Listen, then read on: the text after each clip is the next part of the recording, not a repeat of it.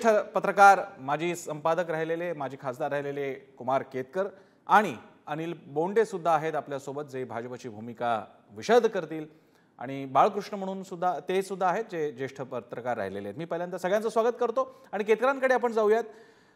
Ketkar sir, काही महिन्यांपूर्वी पुढारी न्यूजला मी दिल्लीत आपली मुलाखत घेतली होती आणि त्यावेळी आपण असं म्हणाला होतात 300 पेक्षा एक जागा जरी कमी असेल तर तो मोदींचा पराभव असेल। आज मोदींच्या भाजपला एनडीए नव्हे भाजपला 240च्या वर खाली थोड्याफार जागा असतील त्या भाजपला मिळालेल्या आहेत आणि एनडीए म्हणून 293-95च्या सुमारास जागा आहेत। आता तुमचं पहिलं एक कॉम्प्रिहेन्सिव्ह मत पहिल्यांदा सांगा।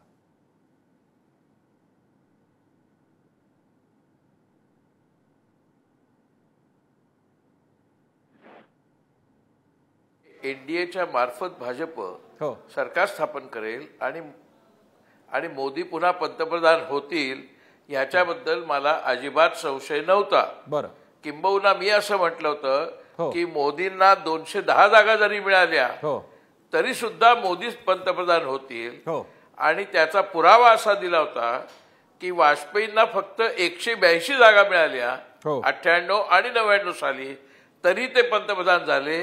ते त्या एनडीएचे पंतप्रधान झाले, त्यावेळच्या एनडीएचे।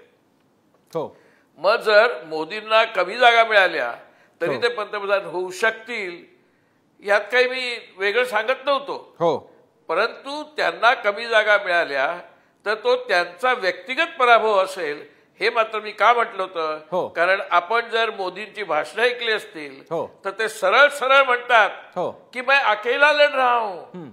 ते बीजेपी पण म्हणायचे नाहीत मैं अकेला लढ रहा हूं और मैं आपको बहुमत दे रहा हूं, म्हणजे मी एकटा आहे। आणि त्या एकटेपणाच्या नेतृत्वाखाली त्या स्वतःच्या कर्तृत्वावरती इतके फिदा असलेला माणूस जर स्वतःला 400 पेक्षा जास्त जागा आणणार होता तर त्या जर 400 पेक्षा सोडा 300 पेक्षाही कमी झाल्या, म्हणजे मागच्या 303 होत्या त्याच्यापेक्षा कमी झाल्या, तर तो त्यांचा नैतिकच नव्हे तर राजकीय सुद्धा पराभव आहे। नैतिक तर आहेच आहे। आता एकच मुद्दा सांगतो, वाजपेयी फक्त एका मताने हरले, पार्लमेंटमध्ये वाजपेयी एका मताने हरले आणि त्यांनी ताबडतोब राजीनामा दिला। खरं म्हणजे आता मोदींनी जर वाजपेयींची परंपरा ते सांगत असतील तर चांगला खणखणीत 60-63 मतांनी त्यांचा पराभव झालेला आहे, त्यांनी राजीनामा द्यायला पाहिजे। 400चा हिशेब करत नाही मी, 350चा करत नाही, जो सगळ्या एक्झिट पोल्सनी बोगसगिरी करून ते सगळे मत सांगितली इतक्या जागा तितक्या जागा, ते सगळं फ्रॉड आहे, एस्टॅब्लिश झालं। मी तुमच्याच चॅनलला सांगितलं होतं की तो डोंबाऱ्याचा खेळ आहे, ती फ्रॉड आहे, तो मटका आहे, ते सिद्ध झालेलं आहे। त्यामुळे मला समाधान एवढंच आहे की माझा अंदाज बरोबर ठरला, पण म्हणून त्याच्याबद्दल मला समाधान नाही, कारण परत पंतप्रधान मोदीच झाले, अपेक्षेप्रमाणे झाले। ठीक आहे, आपल्यासोबत अनिल बोंडे सुद्धा, त्यांच्याकडे गेल्यानंतर मी बाळकृष्णन यांच्याकडे जाईन। अनिल बोंडेजी, आपलंही स्वागत आहे। आत्ताच मोदींचं भाषण आपण ऐकत होतो, त्यांनी एक जोश उत्साह भरण्याचा प्रयत्न केला भाजपच्या काडरमध्ये। त्यांनी केरळमधलं यश सांगितलेलं आहे, ओडिशामध्ये मुख्यमंत्री होतो हे सांगितलेलं आहे, अनेक राज्यांमधली भाजपची अचीवमेंट सांगितलेली आहे, हे सगळं खरं आहे। पण हे मात्र एक अजूनही अधोरेखित असणारी एक फॅक्ट आहे की भाजप स्वबळावर स्वतःच 2014 किंवा 2019चं यश क्रॉस करू शकलेलं नाहीये।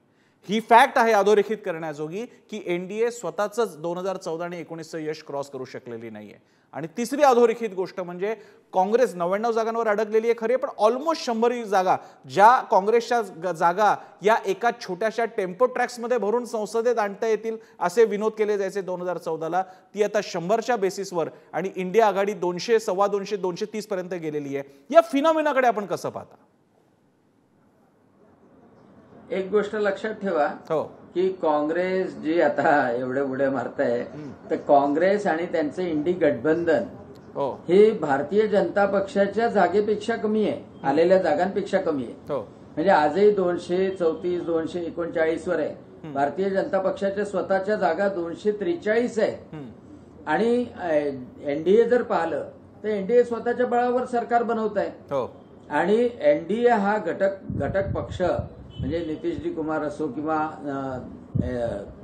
आपले चंद्रबाबू नायडू असो किंवा इतर घटक पक्ष असो, ते सर्वजण मिळून हे सरकार बनवणार, तिसऱ्यांदा सरकार बनवणं कॉन्झिक्युटिव्हली हे एक रेकॉर्डच आहे आणि तो मोदीजींच्या नेतृत्वामध्ये तो रेकॉर्ड होतोय आणि ही महत्वाची गोष्ट लक्षात अधोरेखित करणं अतिशय आवश्यक आहे. ओरिसामध्ये सुद्धा पूर्ण बहुमतानं सरकार आलं, अरुणाचलमध्ये पूर्ण बहुमतानं सरकार आलं, तिथे काँग्रेस कुठे सापडली नाही आणि संपूर्ण देशामध्ये सुद्धा पुन्हा तिसऱ्यांदा कन्झिक्युटिव्हली जबाबदारी ही भारतीय जनता पक्षावर एनडीएवर देण्यात आलेली आहे आणि त्यामुळं या देशाला समर्थपणे या विकसित भारत बनवण्याकरता जी जबाबदारी जनतेने दिलेली आहे ती काही काँग्रेसला दिलेली नाही, ती काही इंडिया आघाडीला दिलेली नाही, ती जबाबदारी भारतीय जनता पक्ष समर्थित जे एनडीए आहे त्याला ती जबाबदारी दिली आहे आणि आता प्रधानमंत्री नरेंद्रजी मोदी यांनी अतिशय आत्मविश्वासाने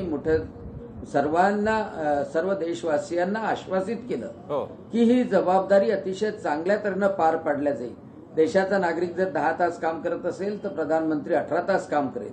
2 पावलं जर देशाचा नागरिक चालत असेल तर 4 पावलं प्रधानमंत्री चालेल आणि सर्व भारतीय जनता पक्षाच्या कार्यकर्त्यांना आणि युवकांना महिलांना त्यांनी आभार व्यक्त करत तेच सांगितलं की राष्ट्र प्रथम, नेशन फर्स्ट. मला अनिल बोंडेजी मी ते भाषण ऐकलेलं आहे, हे खरंय. तुम्ही पुन्हा फॅक्ट्स म्हणाल तर तुम्ही सांगता ते बरोबर आहे. आपण अन्वय अर्थ शोधतोय. 400 पारची लोकसभेत घोषणा आपल्याच नेत्यांनी केली होती. 370 भाजपचा आकडा असेल, आपल्याच नेत्यांनी संसदेत म्हटलेलं आहे, बाहेर म्हटलेलं आहे. प्रत्येक भाषणानंतर मोदींचीच घोषणा होती अबकी बार आणि मग समोरचे लोक 400 पार म्हणायचे. त्यामुळे आता इव्हॅल्युएशनचा जो मानदंड आहे तो तुम्हीच 400चा ठेवलेला आहे आणि त्यामुळे मला 400चा हिशोब घेऊन तुमच्याकडे यावं लागणार आहे. 300 350 मग 272 तर तुम्ही सहजच गाठलेले आहे. 245 वरती तर स्वतः भाजप आहे. त्या अर्थानं तुमचा परफॉर्मन्स 272ची सिंपल मेजॉरिटी मानली तर भाजपचा परफॉर्मन्स 80% पुढचा आहे. डिस्टिंक्शन मध्ये पास झालेला आहे तुम्ही. प्रश्न असा आहे, तुम्हाला डिस्टिंक्शन नव्हे, तुम्हाला आजच्या काळात जसे एसएससी एचएससीला 100% मार्क्स मिळतात तसं तुम्हाला 400 पारचा आकडा हवा होता. मी तो बार जो तुम्ही सेट केलाय तो घेऊन मी तुमच्याकडे येत होतो. मी पुन्हा येईन तुमच्याकडे. बालाकृष्ण यांच्याकडे आपण जाऊयात. बालाकृष्णजी, थोडं साऊथ बद्दल आपल्याला सांगा. केरळ, तामिळनाडू मधला भाजपचा प्रवेश झालेला आहे. भाजपने तिकडे पण आता केरळमध्ये खास करून प्रवेश करून दाखवलेला आहे. पण त्याचवेळी तेलंगणा, आंध्र प्रदेश, कर्नाटक इथे भाजपची ताकद वाढताना बघायला मिळते. आप कैसे एनालाइज करोगे बीजेपी और साउथ? देखिए प्रसन्ना जी, ये लुक साउथ जो पॉलिसी जो है बीजेपी का, ये पिछले 15 साल से चल रही है. क्योंकि हमेशा भारतीय जनता पार्टी, उसके पहले भारतीय जनसंघ, ये हिंदी हार्टलैंड का एक पार्टी एक समझ जो है, और दूसरा जो हिंदी भाषा का जो विरोध है खास तौर पर तमिलनाडु में वगैरह, इसके वजह से उनका एंट्री नहीं हो रहा था. लेकिन पिछले 15 साल से आरएसएस के जो कार्यकर्ता हैं, जैसे भारत कलम्बी वगैरह जो है महाराष्ट्र के, साउथ में जाके वहाँ पे शाखा खोलने काम किए, बहुत सारे लोगों का इश्यू लिए वहाँ पे. और साउथ में खास तौर पर जो कम्युनल इशू तो बहुत ही बढ़ते जा रहे हैं, जो जिहादी जो मेंटालिटी जो है बढ़ते जा रहा है. तो उस कॉन्टेक्स्ट में भाजपा को वहाँ पे श्रेय मिला है. केरल में इतने साल से वहाँ पे काम चल रहा है, फिर भी उनको एक भी सीट नहीं मिला. लेकिन आज त्रिशूर में उनको एक सीट मिला. ये बहुत बड़ा एक अचीवमेंट है भारतीय जनता पार्टी के लिए. सिर्फ तमिलनाडु में बहुत सारे अच्छा कैंपेन किया, जो अन्नामले जो है रिटायर्ड आईपीएस ऑफिसर, उसके नेतृत्व के अंदर में हुआ. लेकिन कहाँ पे क्या गड़बड़ हुआ उसका भी डिटेल पता नहीं है. तेलंगाना में आप देखिए, आंध्र में आप देखिए, ये तो बहुत बड़ा विक्ट्री है भारतीय जनता पार्टी के लिए. तो उनका एक छवि जो है कि नॉर्थ इंडियन पार्टी, वो छवि अभी चेंज हो जाएगा अभी. इसमें से खास करके मैं बालाकृष्ण जी आपको पूछना चाहूंगा कि तमिलनाडु छोड़ दीजिए, केरला, वहाँ पे तो एक्सेस हुआ ही है, वो बीजेपी का खुद का एक अचीवमेंट है. इतने सालों के बाद तमिलनाडु में आ रहा है या केरला में आ रहा है. लेकिन जो माना जाता था कि साउथ पूरा टोटली अनटचेबल था बीजेपी के लिए, ऑलमोस्ट इनएक्सेसिबल था बीजेपी के लिए ऑलमोस्ट. वहाँ पे कर्नाटक में, आंध्र प्रदेश में, तेलंगाना में एक अच्छा परफॉर्मेंस, फिर वो सीट्स में हो या वोटिंग परसेंटेज में हो. हमने तेलंगाना का विधानसभा चुनाव भी देखा, वहां पे भी अच्छा परफॉर्मेंस दिखाया गया. तो क्या अभी ऐसा मान सकता है कि बीजेपी पेनिट्रेट कर रहा है साउथ में? अब बीजेपी के लिए साउथ ये कोई अनअचीवेबल नई डोमेन बाकी रहा है?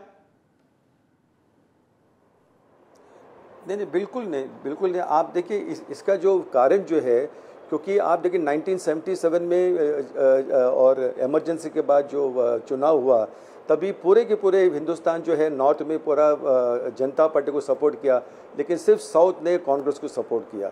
ये एक वहाँ का एक इतिहास रहा है। लेकिन आज का जो चुनाव का रिजल्ट जो है उससे ये पूरा ट्रेंड उसको रिवर्स हो रहा है, दिख रहा है। इसका मेन कारण ऐसा है, साउथ में तेलंगाना बोलिए, आंध्रा बोलिए, कर्नाटक, वहाँ पे जो फंडामेंटलिस्ट, जो इस्लामिक फंडामेंटलिस्ट वहाँ जो बढ़ रहा है, उसका रिएक्शन आपको देखने को मिल रहा है। केरल में भी बहुत सारे जिहादी एलिमेंट्स, जो केरला स्टोरी आप देखे होंगे तो 100% सच है। उसका जो रिएक्शन जो है वो उसका फायदा भारतीय जनता पार्टी को हो रहा है। और जो आगे का चुनाव जो है उनका काम तो और जोर से चलेगा। आप देखिए ये जो लता बोल के हैदराबाद में जो कैंडिडेट थी भाजपा का, कितना जबरदस्त टक्कर उसने दिया असदुद्दीन ओवैसी को। तो ये सब कार्यकर्ता को प्रोत्साहन करने वाली बात है। और वहाँ का जो हिंदू समाज जो है, इतने सारे प्रॉब्लम होता है। आप देखिए हैदराबाद में जो राजा सिंह जो है इतना डेयरिंग से काम कर रहा है, उसको सपोर्ट क्यों मिल रहा है? क्योंकि वहाँ पे ये जो गल्फ में से जो पैसा होता है उसका दुरुपयोग हो रहा है। और मुस्लिम समाज के अंदर भी एक कट्टरपंथी बहुत वहाँ पे दिन बाय दिन बढ़ते जा रहा है। इसका एक डायरेक्ट रिएक्शन है जिसके वजह से भारतीय जनता पार्टी को वहाँ पे यश मिल रहा है। बालाकृष्णन जी, ये सारी बातें जिहादी मानसिकता एंड ऑल आपने जो बता रहे थे, यही बातें नॉर्थ इंडिया में बहुत सालों से हमने भी देखी है, पढ़ी है, सुनी है। महाराष्ट्र तो नॉर्थ और साउथ के बीचों बीच आता है, बहुत बार सुनी है। वो नॉर्थ अभी ये स्टोरीज बाय नहीं कर रहा। वहां पे तो बीजेपी को बहुत जगह पे इंडिया का पूरे फ्रंट ने बहुत अच्छी तरह से फाइट किया हुआ है, महाराष्ट्र में भी किया हुआ है, यहाँ पे भी ये सारी चीजें बताई गई थी। अब साउथ के लिए सब नई चीजें हैं, इसके लिए वो खरीद रहा है ये। फिर वो केरला स्टोरी हो या बाकी की सारी फिल्म्स का ये बात हो, ये जिहादी माइंडसेट आप बात कर रहे हो। कल परसों तक तो कभी केरला में सुनाई नहीं दे रहा था। ये पिछले 1-2 साल से जब से केरला फाइल्स आया है, अब जिहादी मेंटालिटी की सारी चीजें सुनाई दे रही है। पुन्हा मैं आपके पास आऊंगा बालकृष्णन जी, उसके पहिले मैं पुन्हा कुमार केतकरांकडे मी जातोय। केतकर सर, तुम्हाला आधीच्या कुठल्या प्रतिक्रियेला उत्तर द्यायचं असेल तर द्याच, पण अनिल बोंडेचा एक मुद्दा मात्र महत्त्वाचा होता आणि तो फॅक्च्युअल आहे म्हणून मी आपल्याला विचारणार आहे। भाजपचा परफॉर्मन्स दुणावलाय, उणावलाय, इंडिया आघाडीला काय प्रेफरन्स मिळतो हे खरंच आहे, पण अजूनही काँग्रेसला ऑन इट्स ओन भाजप आणि काँग्रेस या दोन नॅशनल पार्टीची तुलना करायची झाली युनिट टू युनिट लेवलला, तर अजूनही काँग्रेसला पुढे जाता येत नाहीये, याकडे आपण कसं बघाल? वस्तुस्थिती आहे, त्याच्यामध्ये काय तुम्ही नवीन शोध नाही लावला, ही वस्तुस्थिती आहे। काँग्रेसने आता फक्त 3.25 जागा जवळजवळ लढवल्या, कारण त्यांनी असं ठरवलं की आपल्याला जर या हुकुमशाही पद्धतीच्या राजवटीचा पराभव करायचा असेल तर सर्व पक्षांना, बहुतेक पक्षांना जे येऊ शकणार असतील किंवा यायला तयार असतील त्यांना एकत्र घेऊन आपण लढायचंय। त्यामुळे त्यांनी 543 पैकी फक्त 325 सीटा लढवलेल्या आहेत। या उलट भारतीय जनता पक्षाने 450च्या आसपास सीटा लढवल्या आणि तरी त्यांना 240 करायला जमलं नाही। मग आता अभिमान काय? म्हणजे हे कसं आहे की वर्गामध्ये एक तर ती प्रसिद्ध गोष्ट आहे की एखाद्या मुलांनी सांगायचं की मला सगळ्यात जास्त मार्क मिळाले, म्हणजे किती मिळाले तर 38, म्हणजे मी 35 पास होतो, 38 मार्क मिळाले म्हणून मी वर्गामध्ये सगळ्यात जास्त मार्क मिळवणारा मुलगा ठरलो, कारण बाकीच्यांना त्याच्यापेक्षा कमी मिळाले, कारण आमच्या वर्गातली बहुतेकशी मुलं नापास झाली। असल्या तुलना हे अत्यंत फालतू आणि बालिश आहेत। भारतीय जनता पक्षाला जास्त जागा मिळाल्या कशाच्या इंडिया आघाडीपेक्षा, हा काय अभिमानाचा मुद्दा होत नाही। तुमच्या अपेक्षा काय होत्या? त्यांना असं वाटलं होतं काँग्रेस मुक्त देश करायची पहिली घोषणा होती 2014 साली, मग 2019ला परत भारत मुक्त, काँग्रेस मुक्त करायचा होता, कारण तेव्हा फक्त 52 जागा मिळाल्या। आता त्यांना 100च्या आसपास गेल्या, तर तुमच्या काँग्रेस मुक्तचं उद्दिष्टाचं काय झालं? तो काँग्रेस मुक्त म्हणजे भ्रष्टाचार मुक्त असली बोगस घोषणा देऊन त्यांनी काँग्रेसच्या सगळ्या 60 वर्षाच्या कारकिर्दीवरती पाणी फिरवण्याचा प्रयत्न केला आणि संपूर्ण भारतीय जनता पक्षाची जी अत्यंत भ्रष्ट कारकीर्द आहे, नुसतं राफेल नाही, राफेल सगळ्यांना माहिती आहे, त्याच्या व्यतिरिक्त जी भ्रष्ट कारकीर्द आहे त्याच्यावर पांघरून घालण्यासाठी तुम्हाला काँग्रेस, पंडित नेहरू, इंदिरा गांधी, राजीव गांधी सगळे आठवावे लागतात। तुम्हाला थेट राजकारण करताच येत नाही, तुम्ही वर्तमानात राजकारण करूच शकत नाही। तुम्हाला कोणतीही गोष्ट आढळली की तुम्हाला नेहरूंपर्यंत जावं लागतं। याच्यावरनं तुमची किती दुर्दैवी अवस्था झालेली आहे राजकारण, वर्तमानात राजकारण करण्याची, हे सिद्ध होतं। आणि तुमचा भ्रष्टाचार लपवण्यासाठी सारख्या जुन्या भ्रष्टाचाराला उकाळ फोडण्याचं कारण तुमचं जे चाललंय त्याला काही अर्थ नाही। अनिल बोंडे जे म्हणले ते काय वस्तुस्थिती निदर्शक आहे, तेवढंच आहे, बाकी काय। तुमचे अंदाज का चुकले?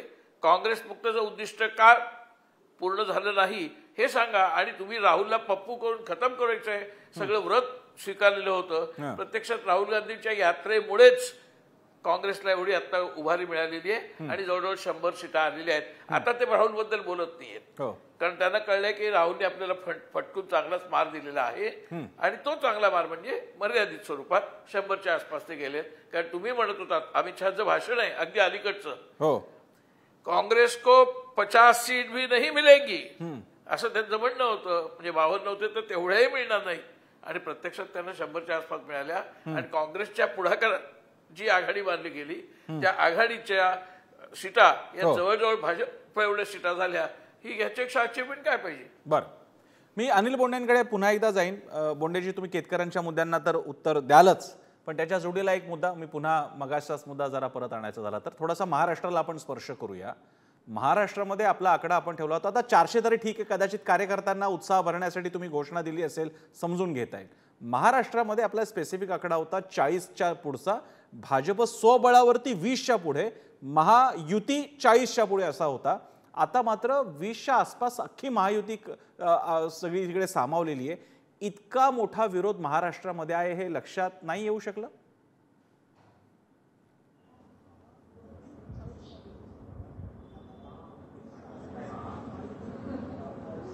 आवाज नाही येते. हॅलो, आवाज येतोय का? हो बोंडेजी, स्पष्ट ऐकायला येते, बोला तुम्ही, सलग बोला.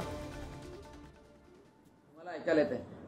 कुमार आदरणीय कुमारजी केतकर, भारतीय जनता पक्षाला कमी मार्क मिळाले, एखाद्या विद्यार्थ्याला कमी मार्क मिळाले या नादात कबूल करतात आहे की काँग्रेस ही नापास झाली. ते सरळ सरळ कबूल करतात आहे की भारतीय जनता पक्षाला कमी मार्क मिळाले पण काँग्रेस नापास झाली. आणि दुसरी एक महत्वाची गोष्ट म्हणजे मला आश्चर्य आहे की आता ते ईव्हीएम वर बोलत नाहीये की खरं जर पाहिलं तर प्रधानमंत्री नरेंद्रजी मोदी यांनी निवडणूक आयोगाचे पण आभार मानले की निवडणूक आयोगाने अतिशय ट्रान्सपरंटरित्या जगातल्या सर्वात मोठ्या लोकशाहीमध्ये निवडणुका घेतल्या. नाहीतर यांचं तर असं होतं की आपली जर का हार होत असली, थोडी बहुत जर म्हणजे सपाचट होत असलं तर हे ईव्हीएमला दोष देतात. आणि सर्वात महत्वाची गोष्ट म्हणजे की भारतीय जनता पक्ष या सगळ्या प्रक्रियेतून गेलेला आहे. म्हणजे 2 खासदार असलेला भारतीय जनता पक्ष जो होता त्यांनी मेहनत करून आज भारतीय जनता पक्ष सर्वव्यापी झालेला आहे, संपूर्ण देशभरात आहे की केरळपासनं तर दक्षिण भारतामध्ये सुद्धा भारतीय जनता पक्षाचे उमेदवार निवडून येऊ शकतात. भारतीय जनता पक्षाचं वोटिंग पर्सेंटेज वाढू शकतं. अगोदर हिणवलं जायचं भारतीय जनता पक्षाला की उत्तरेच्या भागामध्येच भारतीय जनता पक्ष निवडून येतो आणि आजही गुजरातमध्ये, मध्य प्रदेशमध्ये, छत्तीसगडमध्ये संपूर्णतः 60% भारतीय जनता पक्ष आलेला आहे. हे कुठे नाकारता येणार आहे? दिल्लीमध्ये 7च्या 7 सीटा भारतीय जनता पक्षाच्या आलेल्या आहे. हे कुठे नाकारता येणार आहे? आणि त्यामुळे जिथे कमी पडलं असेल त्या गोष्टीचं निश्चितपणे भारतीय जनता पक्षाचा कार्यकर्ता, नेता हे अनालिसिस करतो, बोंडेजी, मी सारखं हे मी पुन्हा एकदा सांगतोय, आपल्या फॅक्ट्स बद्दलचा ना नाहीये. तुम्हाला केरळमध्ये यश मिळालं ना नाहीये, तुम्हाला ओडिशामध्ये मुख्यमंत्री होतोय मुळीच त्याचं ना नाहीये किंवा ते खोडून नाही काढत आहे. विषय असा आहे 66 जागा 5 ते 6 राज्यांमध्ये तुमच्या कमी कशा झाल्या. अयोध्या कशी नाही जिंकता आली, जिथे तर मंदिर बनलं, अख्ख्या 2 दशकांचं राजकारण राम मंदिराचं जिकडनं घडलं तिकडे कसा काय पराभव स्वीकारावा लागतो. याचा अर्थ सामाजिक बेस बदलतोय का? जो हिंदू बहुल हा सगळा हार्टलँड इंडिया म्हटला जातो, त्यांच्या अपेक्षा वेगळ्या होत्या आणि त्या केवळ हिंदू हिंदू म्हणून फक्त स्पर्श करण्याचा प्रयत्न कमी पडलाय का? केतकर सर, आता जो निकाल आलाय तो तर आलेला आहे. महाराष्ट्रापुरता बघूया, कारण पुढच्या 3-4 महिन्यांवरती, अगदी 3-4 महिन्यांवरती विधानसभा आणि त्यानंतर 15 महापालिका निवडणुका आहेत. हेच कन्व्हर्ट कसं करता येईल? 1 लोकसभा 6 मतदारसंघ अगदी गुणिले अगदी सहज करणं शक्य नाहीये, पण तरी सुद्धा किती जागांवर प्रभाव पडेल असं वाटतंय? मला असं वाटतंय की जवळजवळ 55 ते 60% जागांवरती प्रभाव पडेल याचा. बरं, आता भाजपला फक्त 10 जागा मिळाल्या, 10 किंवा 11 मला वाटतं महाराष्ट्रामध्ये. आणि भाजपचे जे सहकारी आहेत महायुतीमध्ये त्या सगळ्यांना मिळून 1800 जागा मिळालेल्या नाहीत किंवा 20 जागा मिळाल्या फार तर. परंतु मला असं वाटतं की प्रश्न त्यांना किती जागा मिळाल्या असा नाहीये. त्यांच्या हे लक्षात आलेलं नाही की त्यांचा जो सोशल बेस केवळ हिंदू मुस्लिम करून त्यांनी बांधला होता तो अजिबात मुद्दा खपला नाही महाराष्ट्रामध्ये कुठेही.